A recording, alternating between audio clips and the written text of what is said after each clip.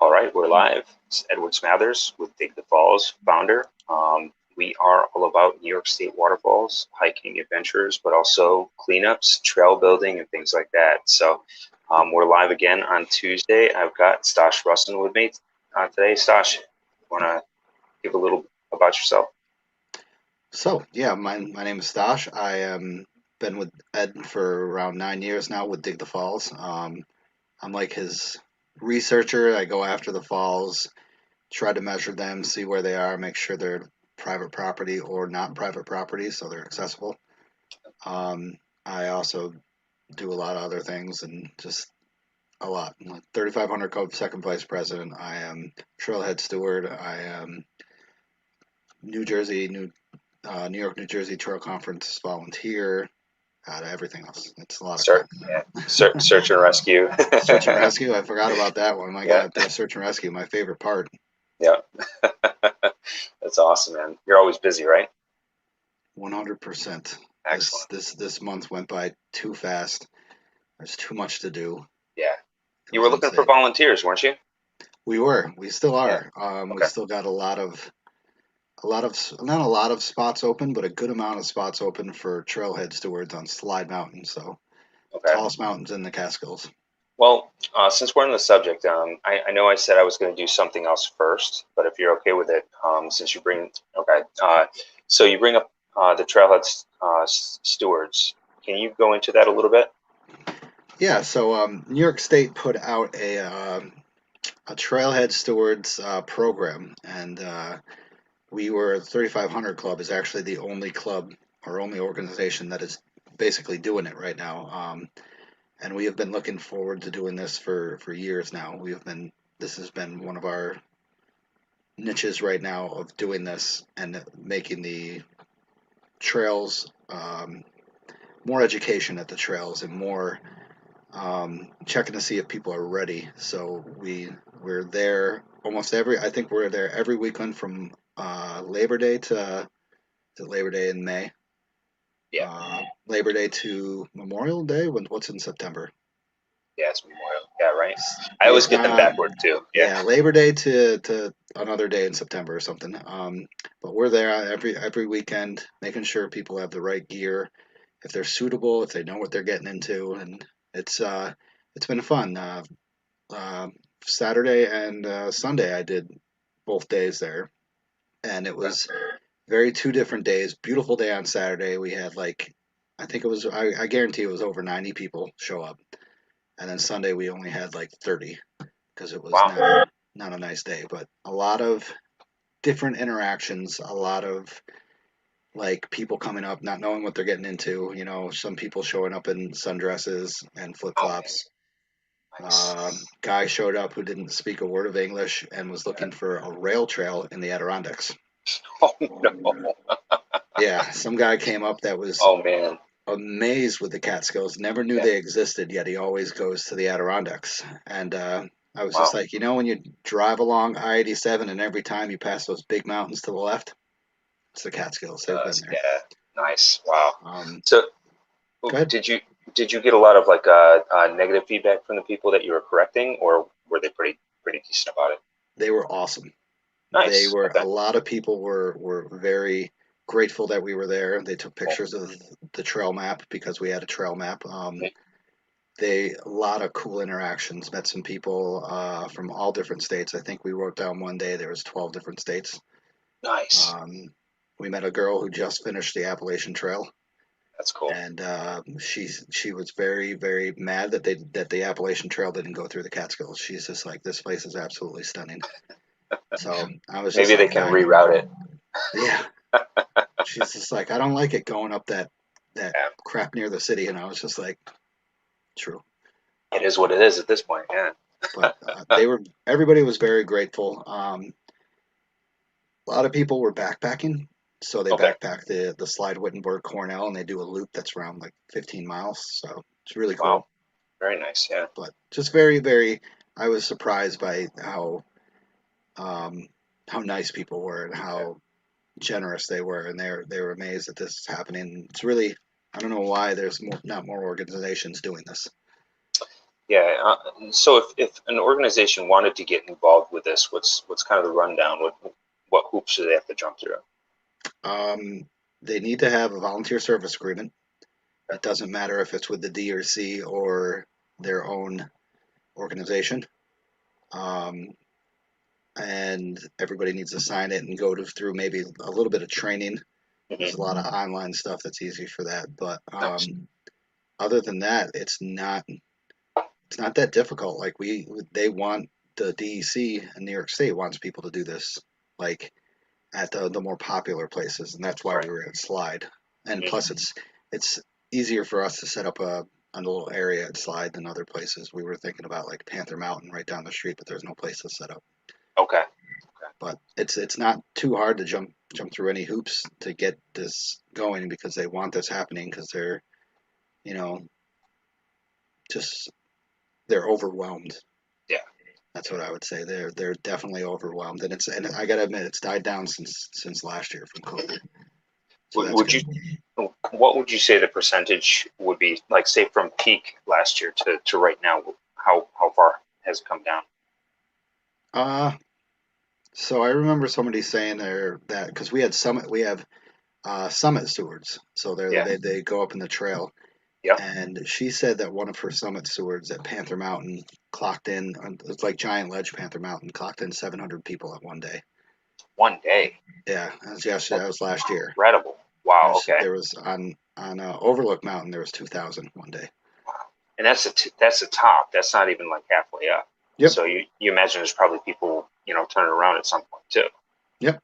Wow. That's But I'd incredible. have to say it's gone down. I remember one of the stewards said like usually it would be in the 100 to 150 range at Slide. So Jeez. Wow. and That's incredible. 80 yeah 80 people at on a beautiful day. It was like 72 degrees and sunny on Yeah. that day, Yeah. and it Okay. was a Saturday. So I was just like, oh wow, this is pretty low key. Pretty, yeah, pretty mellow. So what do you say? What would you say is like kind of the biggest infraction, like the biggest misstep that people were making that you were finding yourself calling them out for? Um, Not knowledge of the trail. They had no clue. Okay. They just knew it was the tallest mountain. Um, and like water and Okay, food. not bringing water. Yeah. Yeah. They See. think 6 mile hike is just gonna happen like that. Yeah. No, it doesn't. And that's and honestly, to be frank, I'm horrible when it comes to the whole water thing. Like I'll show up for a 5 or 10 mile hike, literally with no water, but that's like how I've lived my entire life. Stupid, very stupid, but like I've never taken water with me even when I was a kid. Like we'd go on hikes like that, and we wouldn't take water. That being said, do I do it now? Yeah, absolutely. Like when I've got actually just today, I went on a couple-hour hike with the kids out, and it's super easy trail, nice, 3 foot wide in most places, nice and flat the entire time. And I still brought each one of them their own water bottle. Um, so I'm a lot better about that, a lot more conscious about that now that I've got kids. But yeah, when I was by myself, it'd be 100 degrees. I'd be taking 3 to 5 mile hikes, you know, not even thinking about it. So Yeah. yeah, it's not smart to do though. You definitely need at least the water. I So mean, it's a thing you got to learn, yeah, especially like with the longer hikes and the more elevation gain. I mean, on waterfalls, mhm, you could have a 5 mile hike that only gains 60 feet. yep, So that's kind of okay. But when you're going up 1,700 feet, and burning a yeah, lot of sweat and calories, yep, you know, you'll eventually get dehydration, get disoriented, and stuff like that. yeah, yeah. I remember back. It's kind of weird. I just remember back. I was hiking in Letcher State Park, and it was a hot summer day with a friend. And we were on the Nunde side, and on the Nunde side, you could actually kind of go off trail and make your shimmy your way down the valley into the actual riverbed. And it's I want to say it's a couple 100 feet elevation change that you're going down, and you can walk up to the middle falls, which is amazing from the bottom. You're not supposed to do it, but we did it. This was, geez, what, 20 years ago. Mm. On the way back up, they actually started getting heat sickness, like dizzy, couldn't walk, things like that. So I wound up actually having to run all the way back to the trailhead and flag someone down for a cup so I could get some water to take back to them. So it happens like fast. Like it doesn't creep up on you. It just happens. Yeah, a lot of the times when it's warm out, you're burning off the Yep. calories like crazy, and then you're, Mm-hmm. like I said, dehydrated and you're not thinking straight. Yep. So Absolutely. So it sneaks up on you real fast. So yeah, nice.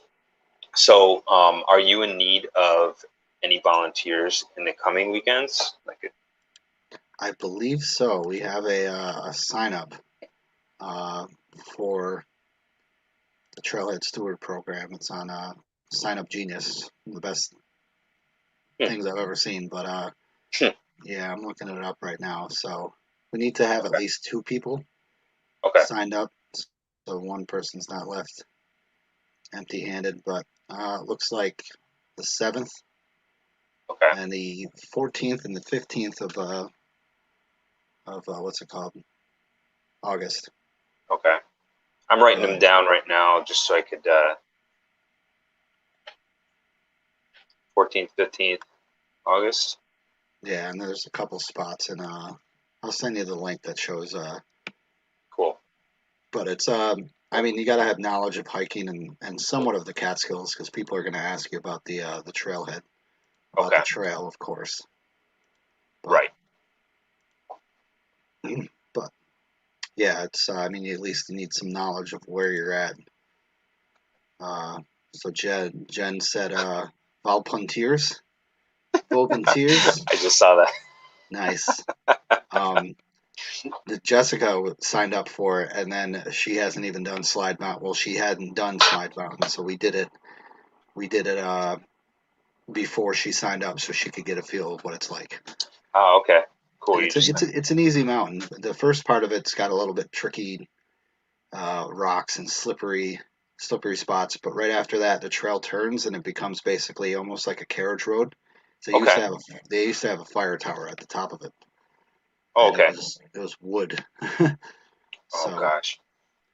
I'm so that putting was fun. I'm putting the thing right into our Facebook group here. So here we go. Word. Okay. All right. So link is up. Cool. Um, all right. So I mean, all you need is really just a couple people to start with, right? Yep. But they should have prior knowledge of trail and safety, basically. Yep. Okay. Cool. Excellent. Um, so I mentioned at the beginning of the show that we were potentially going to do something a little bit different first, but I put it off because I wanted to get to your volunteer stuff because it's really cool. Thank you. So uh, basically, a couple weeks ago, I posted a video on TikTok, and I've been slowly gathering a following on TikTok. I've got a little over 800 followers now, which really is kind of small, relatively small. Mhm. And I've never really had a video go more than I think 400 views. Is like my highest, and that's like really low for like TikTok standards. So I had this one video, and I'm going to try to pull it up on my phone so you can kind of see what's happening. And mind you, this video had over 45,000 views. so Hmm. so this is like this is like the only thing that I've ever done that's personally that's actually gone like quote unquote viral. Mhm. And it's interesting because there's nothing special about the video at all. And this is how TikTok works. It's like you literally have nothing special and it blows up. So um, see if I can get this. So you see the two people, right? Yep. Okay. So let's make sure I do this right. Is that a shopping cart?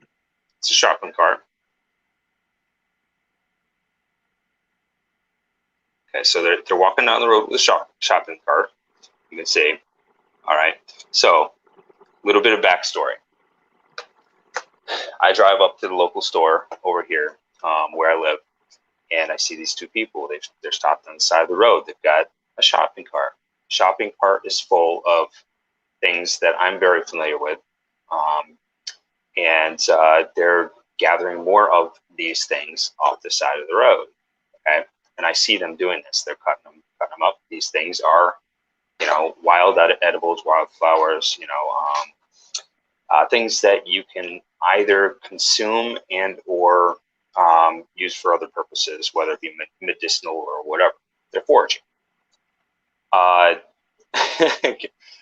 can you guess what the number one the number one comment was on those videos, on the video? Probably about weed. Close. So in the video, you didn't hear it, but I asked people to guess, or to ask what these people are doing. I said, ask what they're doing, because this is great. This is fantastic what they're doing.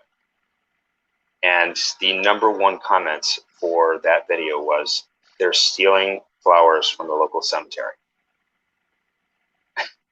So Wow. that was the number one comment. Like, I'd have to say at least half of the comments were, taking flowers from the local cemetery. So mind you, there's no cemeteries around there in walking distance anyway. It's it's a good, well-populated area. So I would say it's very similar to Oneonta as far as like the population and everything. But where they were at, there's a lot of wild carrot, and several other. I can't think of the herbs, but there are several other roadside herbs, chicory that you can grab, things like that you can actually take back and cook up, fry, whatever you want to do. Me seeing what they were doing, I actually was kind of envious. I wanted to go over and talk to them and see what they were doing, see what they're going to use them for. But I literally had to ask these people, there's 200 comments on the thing, by the way. So out of the 200, like half of them were about stealing from grave sites. So, Oh my God. so it's really amazing. So let's see here. So some people said medicine, which was nice.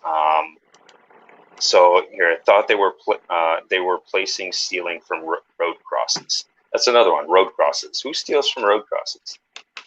Like Oh yeah, the road crosses where yeah, people pass away. yeah. So it's like I don't know. I just found it very interesting that that would be the first place that people's minds would go on a video like that.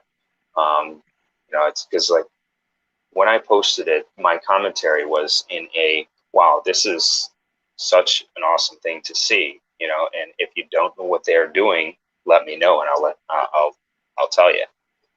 And even with that positive commentary, people still turned it into someone doing something nefarious. Basically, it's very, very interesting. So did you find out what they were doing? Oh, I knew it.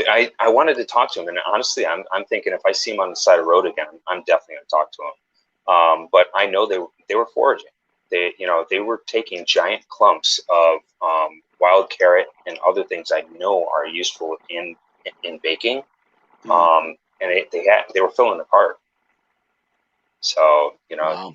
like the entire cart was jam packed with this stuff. So, and not one of them were decorative flowers. Like if you walked up and you looked at the thing, you knew they didn't come from like a gravesite or anything that needed that for decoration. Yeah. So the wild carrot, yes, they can be used decoratively because they're called Queen Anne's lace for a reason, because the flowers, they're like that big and they're very pretty, very ornate. So you can use those decoratively. People will dry them and place them in pots around their houses and things like that. So, but generally speaking, like individuals like this would use them for teas. Would dry them out. You can eat the entire plant essentially. So just like a regular carrot plant, you can eat the entire plant on those as well. Interesting. So yeah, so I can have a picture, a video like that. Literally, people just walking down the road with a cart, and I got 45,000 views on it. So. So if you see anybody walking down the road with a cart, I would suggest just kind of rolling some video and popping it up if you want some notoriety. Amazing. Amazing. Jess, That's all I gotta yeah, say. yeah. Jess thinks I'm kind of a dork because I find it interesting. You know, it is what it is. So It is. yeah. But if anybody is on TikTok that watches this, dig the falls on TikTok. We are, or I, because I've been running it for right now. I am very, very random with my posts. Like sometimes I've got waterfalls, sometimes I've got foraging stuff, mushrooms. That video was very random. Mm, And then like sometimes I'll do some commentary and things like that. So, but follow us on TikTok because it's kind of a fun outlet actually. And Stash, I don't know if you do it or not. You probably don't, do you? I don't. No. Yeah, it's like when I first started, the platform was complete garbage. Like I went on there, I'm like, what the heck, like literally every single video was like a half naked person. Like it was just ridiculous. But what I found was like the more people you follow, the better the algorithm uh, knows who you Mhm. should be looking at. So like if you follow a bunch of people that do like gardening, it Yep. shows you more gardening videos. So, so it's one of those types of things. Yeah, it's kind of Um, like Jessica has introduced me to some stuff on Instagram. okay. Yep. That was, and that does the same thing. Like you get the algorithm. Like of course Mhm. it's the real stuff. Yeah. Yeah. So I watch like of course like mountain climbing and Yeah. mountains and everything like that, and Yep. that's what it does. Like I get mostly Canada stuff. Hey, and I hate it because I want to go back. Yeah. Yeah. It's going to force you to go back there someday. Oh yes. Yeah. It's interesting because like with TikTok, it has a for you page, which is the people that you, or I'm sorry, it has the people that you follow. Then it has a for you. So the for Hmm. you is the stuff that the algorithm picks for you, and then the others are the people that you already follow. So you can just see the videos that what you're getting basically. So Interesting. yeah, it's interesting. It's very interesting. I don't think I've fallen into anybody's niche per se yet, Hmm. but that's okay with me. I'm having fun with it. So and it actually allows me to be a little bit more real with the content, whereas with like say Facebook or Instagram or even Twitter, sometimes I feel like you're almost kind of pigeonholed into a very specific kind of thought process when you're Yep. posting. Yeah. So Yeah, I agree. yeah. So tell me now that we've gone through that that video. What have you been up to, man? What kind of hikes you been on? Uh, God, today I did. I was at Beaver Pond in Glimmerglass State Park. Nice. Okay. It was only like 0.75 miles, so I wouldn't Mhm. really call it a hike. And So then, north of Cooperstown, right? yep, Yeah. Okay. it's beautiful. Glimmerglass is awesome. I gotta get back there. I haven't been back there in so long. Yeah. It's a beautiful spot, and there's many trails. There's not just the Beaver Pond, but we did this for the Oxego 8 Hmm. challenge. Okay. Oxego Octet or Oclet or something. Okay. I think it's Octet. Um, so I did that with one of my guys, and today we also did Mud Lake and Oneonta, which completed the octet. So Oh, that's cool. yeah, Now, do you get like a patch or anything for that? yep, Nice. Okay. yeah. It's the information they have is pretty weird. You do 8 of the challenges. They have 4 quadrants that have 4 areas, and you have to complete 8 of them. It's kayaking, hiking. I wouldn't call some of it hiking. It's like walking. It's really weird. Oh. Hmm. Odd stuff. So they have 2 places in the where that we went was like an art area with no trails. You just walk around and check them out.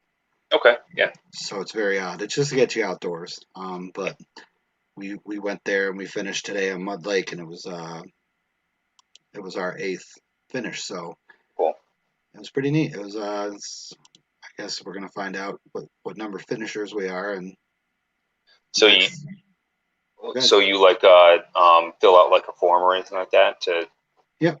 okay. There's a form that you get online, and then you fill that out and send that in. And they'll give you. You got to send. I think it's like $5. Okay. Yeah. Uh, and then they give you a nice little patch. Cool. That's awesome. Yeah, Yeah, I hadn't heard about that. it's the information. Like I said, the information on there is very inaccurate. Like the hike we did today was 6.1 miles, and they have it as 4.5. Oh, wow. Okay. So that's a little bit of a difference, and Oh, very big. people don't understand that. Oh, it's only 4.5 miles, and you're sitting at Mm, 4.5 miles, and you still got. I mean, it's 3 miles to the top, 3 miles down, of course. yeah. Okay. Um, but you're 4.5 miles, and you still got a long way to go. Yeah, I'd be upset. So I'm gonna have to get on that person who made it and be like, Yeah. get your stats a little bit better, buddy. Nice. Yeah, definitely. I mentioned earlier that I've been doing a lot of hiking with the kids. Yeah. And this park that we go to, it's just north of Glenville. It's called. I always have to look it up. I don't know why I haven't remembered the park name. It's Anchor Diamond Park. It's north of Glenville. On it's a little. Let's see here. It's Middle Line Road, right off of Route 50, going toward Saratoga Springs. And basically, the property that the park is on, the preserve is on, is basically a old farmstead. Uh-huh. So I'm guessing from the looks of it, it has to be 1800s possibly. Far gone. All the new growth has come up, but you can still walking through the property. There's still old growth trees. So like it's really amazing to see like a tree that is say I don't know, probably a foot and a half, 2 foot tall, just growing straight up. And then, like, maybe a couple of feet away from it, there's this old growth. Like, you can just see the whole thing just twisted all the way up through the Nice. trunk. It's so awesome to look at. So, Yeah, um, definitely. Those are yeah, those are cool ones to look at. Is definitely the ones that are yeah, like old and twisted, yeah, and then yeah, if they're old, they're really old, like birch trees. Their branches go like downward and then yeah, back up because they're yep. so old. Oh, yeah. And it's really cool because, like, some of the trees, the roots kind of come out of the ground, then they kind of go back into the ground. And, Yep. it's really so, when you're walking through, they've really done the trail system very, very good. Like, a good majority could probably, well, let's not say that a majority, a good part of it is somewhat ADA accessible, which is nice. Nice. Nice, very flat, about 3 feet, 3 foot wide in most places. And then I think the worst areas are single trek and muddy, but they're all still flat. Like the entire plot of land is flat. So, um, but you're walking through all these little things, and there's a nice stream on the property. So the kids, every single time we go there, at the end of the hike, we kind of double back and hit this one part in the stream, and they jump in and catch frogs and just have a lot of fun. It's really great. Nice. Um, Kind of the coolest thing I've been able to do there so far, aside from checking out the old like foundations, and they've got the wells like so they have the wells covered, so you can see down into them, but you can't fall into them basically, Oh, nice. which The is which is circular wells that are like 20 feet deep. yep, yep. And Nice. they've got a couple of in-ground cisterns. They're all brick, and you can see down into those as well, which is really cool. Nice. So it's all in. It's almost all wide open. Like they don't have anything like no, don't go here. It's like yeah, you shouldn't go there, but people are checking stuff out. They've got all the farm implements, like really old tractor things, just kind of laying in the woods. Um, What would you it's say the age of these like cisterns and stuff like that are? I want to say it's got to be late 1800s, maybe, maybe Nice. even I don't know. They're old, very old. Like I don't think I've ever seen a cistern itself, like made like in ground in particular, but made out of brick. And it comes up, the sides come up, and you can see down into it, and the brick kind of comes in like this, and it's all brick around the outside. It's really amazing to see. Interesting. Yeah. So maybe sometime when you're up here, it be super easy hike for you, obviously, but it's pretty interesting for sure.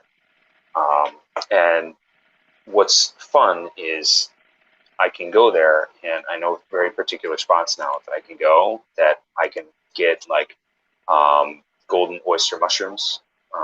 Like I grabbed a whole tree full once, like I had a giant brown bag of golden oyster mushrooms, which was awesome.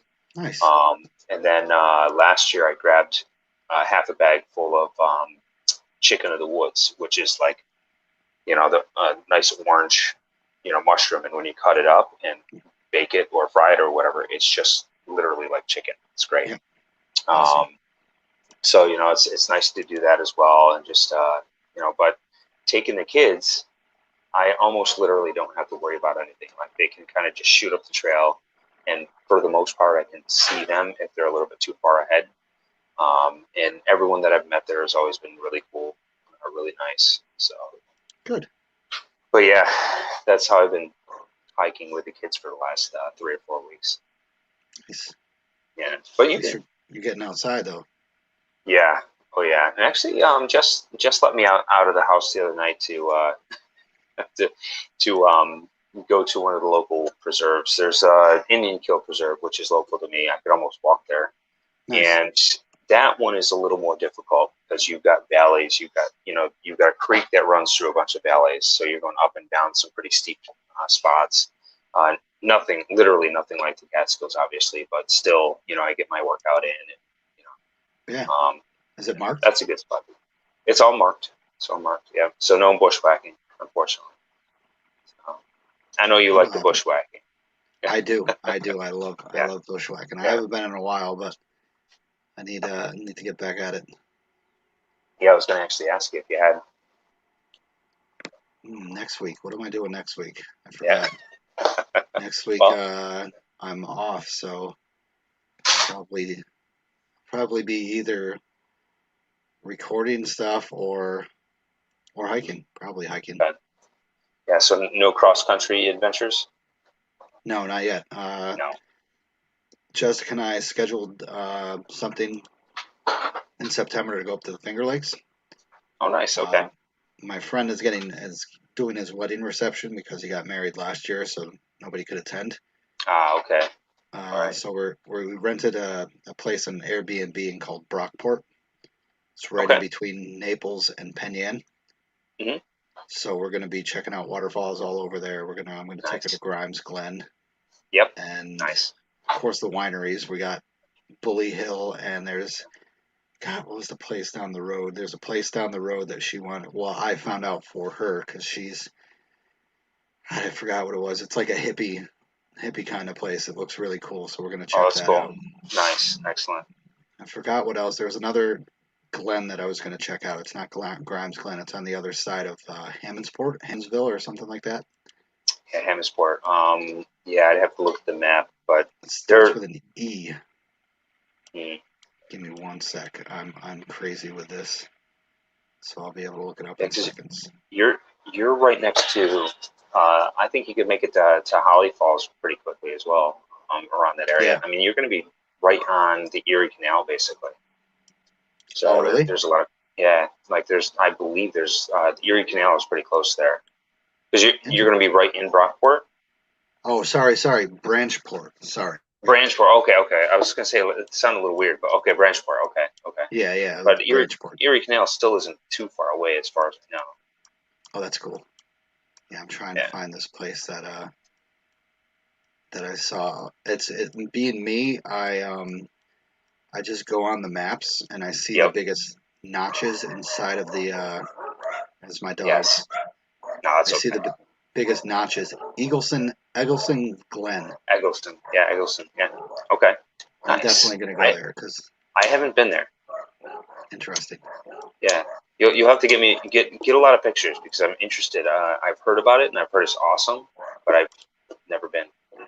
Okay, excellent. That's awesome. Like cool. It's not that far away. It's on the other side of the lake, but yeah.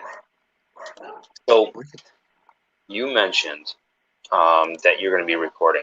Do you want to go into that right now, or you want to hold off until you have a little bit on your belt? It's up to you. Why not? So I'm gonna try podcasting about the Catskill Mountains. No, you're not gonna try, man. You're gonna do it. I'm gonna try it. I'm gonna record and edit, and then see how it sounds, and then maybe I'll put it up. Okay. I want to so bad, but it might. I'll be out of my reach. Nah, but not at all. So I love the Catskills, as you probably know, and I heard my friends do a podcast up in New Hampshire. It's called Sounds Like a Search and Rescue. So it used to be a trolling thing of where we would tag that place, and was called. You would just tag it and it says sounds like a search and rescue call is about to happen, and it would be all the time if anybody's just like, oh, how easy is Mount Washington? Yeah, So we would tag sounds that. like Sounds like a search and rescue that's call is about to happen. that's hilarious. So what they did is Mike, and his name is Stomp, Mike McLaughlin. He Okay, is a big search and rescue kind of guy, but he's not on a team. But he follows it like exclusively. He'll get nice. information, write it down, and he'll have stats for the whole month. So him Wow. and Stomp, who was on the Pemmy Gossett search and rescue team, did a search and rescue podcast for the state of New Hampshire, which is insane because they have Cool. rescues every week, every day Wow. basically. I didn't realize that. Okay. Yeah, and oh yeah, they're horrible. Like some of their stories, like Stomp does great stories of like doing rescues, and they are really just some of the stuff. Like they get disoriented and get off trail, and the people keep going off trail instead of like retracing their steps, and then Oh they get God. stuck on a ledge. So, Oh Jesus. Okay. Wow. but they did a podcast, and I was just like, these guys are very inspirational. They're very funny. Hmm. They just talk regularly. They're not fake or anything like that. So, Cool. and I Yep. was just like, nobody has anything in the Catskills or barely any in the Adirondacks. Yep. Yep. So I was just like, why not try it? I know a lot about the Catskills. Yep. Oh Um, yeah. I've been involved with the Catskills for the past 6 years exclusively. So I was like, what the hell? Why not? Yeah. Definitely. Wow. I've already invested a couple $100s in this stuff, so I might as well You're continue with sounding it. good, man. You're sounding good.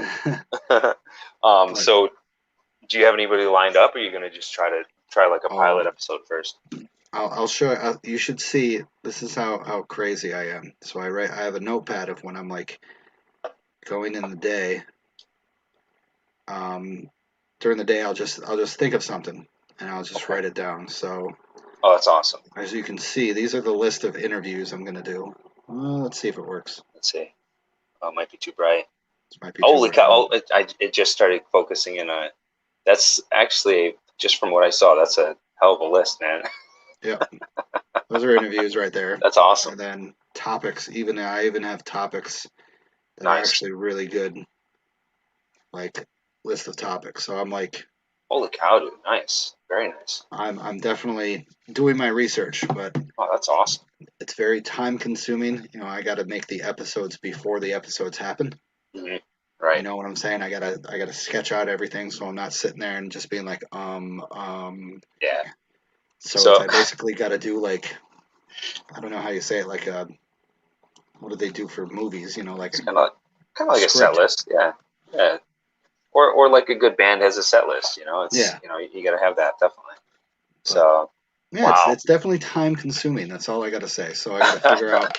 I had a co-host lined up who was my friend on Search and Rescue, and he is a Catskill hiker exclusively, and he is knowledge Yeah. galore. Yeah. But Yeah. he's an older gentleman, and I don't know if he's like up for this kind of stuff. So I convinced him yes and no, and then I'll send him a message to be like, hey, you want to record or something? He won't send Mm. me a message back. Oh man, that stinks. Okay. So I got a friend that hiked all the time with me. That I mean is not as knowledgeable as me of the Catskills, but he's a good talker and he's a good like question person. Yep. So it'll be interesting. He'll be like I'll be like Howard Stern, and then he'll be the what's her name? The little sidekicks that'll just be like, yeah, Yes. that was a good one. Yeah. That's all you need. I mean, it's interesting actually because I like where I'm at right now because like I can have any one of you guys on the team jumping in on the live session or even a podcast that we sometimes do, and I know very little of what you guys know. So you guys can always kind of surprise me with like information or tidbits and things like that. So sometimes it's nice having people that actually know something different or know more than what you do. And I think, you're the person that you're might be bringing in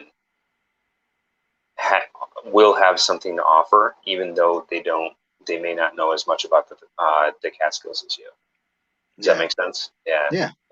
So, like, but I like the direction that you're going with it, because, like, I hate to admit it, but 90% of the time, and 95% of the time, I jump on these lives, and I've put probably about 15 minutes worth of thought throughout the day into what I'm going to be doing and what I'm going to be saying, and then I just kind of blurt out whatever's kind of, whatever's in front of me, basically. So it's Yeah. good that you're forward thinking. That's great. So Definitely. I don't want to sound like an idiot. That's what I basically, putting money into something. You're just yeah, like, man, I don't want to sound like an idiot for that. yeah, But yeah. Well, and I know that for the first several podcasts that we did, and for the first several of these that we did, I was like, and you can't edit that stuff out when you're going live. So I've really forced myself into doing way better about all that stuff. So it'll take time, but you'll fall into a groove for sure. I'm looking forward to it, and Yeah, we'll see what happens. And yeah, but like I said, I'd actually asked my friends that did that search and rescue podcast, because I'm so whenever they have one, I listen to it instantly, because it's nice. just, Yeah, and I've been to the Whites only once, and it's so entertaining. And they get people um, that they interview. Like they had an interview last time, and I don't. I want high quality interviews, but these people Mhm. had the microphones that are just sitting right there. You could tell it kind of Yeah. almost sounded like they were on speakerphone or something. But I was still I Yep, was still engaged with it. I was just like, yep, oh wow, this is interesting. And yep. they interviewed people who rescued a dog on one of the hikes. So Oh, this guy nice. took a dog up a hike, and he wasn't prepared, and he didn't have the dog prepared. So the dog's feet started getting bloody. Oh yeah, yeah. Oh yeah. So they were halfway up the mountain, and he called for help. But the thing is, he did it the wrong way. He posted it on freaking Facebook. Oh no. So like he's just like, my dog's hurt, help me on this mountain. Oh So man. the thing is that search and rescue, I guess up there, they don't help with dogs. They only help with humans. Oh I think it's like wow. a contract or something like that they had to make. So it's really odd. But Okay. so what happened is they got a bunch of followers, and people, like 4 or 5 people, showed up to help out. And Wow. this Nice. was a big dog. He's like 90 pounds. Okay. Holy cow. So they interviewed 2 people that were involved in the rescue. One of them was like the first person there, and it was a great interview, and it was very interesting. Yeah. And they did a great job. And it's just like every time I listen to their stuff, they've made 17 episodes, and he said they've had over 10,000 downloads. Serious. Wow. Holy cow. Yeah, they're doing very well for themselves. That's amazing. Exactly. So I was just like, man, Wow. if they can do that, but also, the White Mountains are like way popular. I'm sorry to Yeah. say, but the the White Mountains are absolutely amazing. Yep. I wish I could go up there all the time, but they have, but like I said, they have Wow. interesting topics, and they have it laid out. Like the guy that runs the show, Mike, has it laid Mhm. out. He's like, this, let's get into our next segment. And that's what Wow. inspired me to Yeah. do all this stuff, like write out the script before I get myself into some stupid stuff. And then I'm like, all right, we're at 32 minutes. Let's give this one a day. So I mean, Yeah. 32 minutes is not bad, but Yeah, but yeah, that's the thing though. Like you get in there, and then all of a sudden you become stumped. It's like that perpetuates itself really quick, and like you're like stuck. So no, it's good to have a plan. I almost wish that we had Carl on, because I believe he goes up to the Whites all the time. oh, good. So, and he might actually be there now. Well, He's I in. have I have plans to interview you and Carl, because Carl's into geology and stuff, and Yep. I know he's been down here. He's been more of Yep. up in the Finger Lakes region, but he's been down here. I'd like to get him Yeah. down here, but of course Well, we'll he's talk about waterfalls and yeah, absolutely. I mean, he's geologically mapping the entire state, so you know he's going to spend his fair amount of time in the Catskills as well, if he hasn't already, of course. But yeah, for sure.